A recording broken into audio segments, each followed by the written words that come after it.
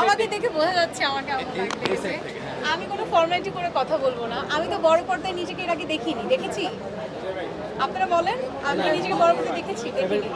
So আমি যখন নিজেকে বড় পর্দায় দেখেছি, আমার খুব ভালো লেগেছে। বাট আমার শুধু নার্ভাস ফিল হয়েছে যে সবার কি ভালো লাগছে আদৌ, বাট সবার যে রিয়াকশন দেখেছি, এভরিওয়ান লাভড ইট। সো এটাই আমার পাওয়া, এটাই আমাদের পুরো টিমের অ্যাচিভমেন্ট।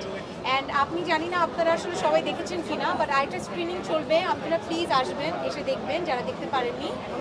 আর এই তো অনেকেই বলছে আপনাকে বড় পর্দায় দেখা উচিত, মানে খুব শীঘ্রই বড় পর্দায় পাওয়ার অনেকেই কথা বলছিলেন, এখানে গণমাধ্যমে আমাদের সঙ্গে কথা বলছিলেন। তো সেই এক্সপেকটেশনটা কবে ফিল আপ হবে?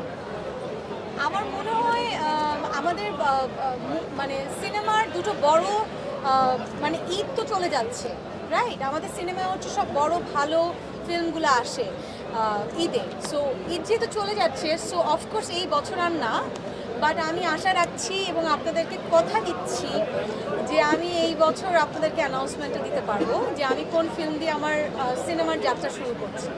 আপু, কলকাতার একটা সিনেমার কথা আমরা শুনছিলাম, সেটা প্রসঙ্গে একটু যদি বলতেন। কথা হচ্ছে আমি ঠিক এইভাবেই আপনাদেরকে সবাইকে ডেকে, আমার যে যারা সাংবাদিক ভাইরা আছেন সবাইকে একসাথে ডেকে আমি অ্যানাউন্সমেন্ট দিতে চাই। সো আমি দিব।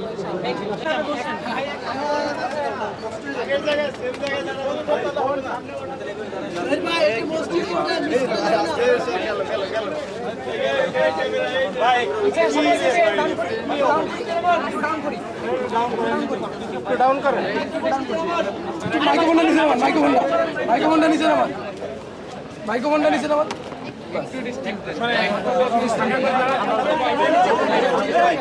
ভাই পিছান, প্লিজ পিছান। একটু নিচে লাগেন ভাই, একটু নিচে লাগেন। চেহারা দেখা যায় না ভাই। আপু বলেন।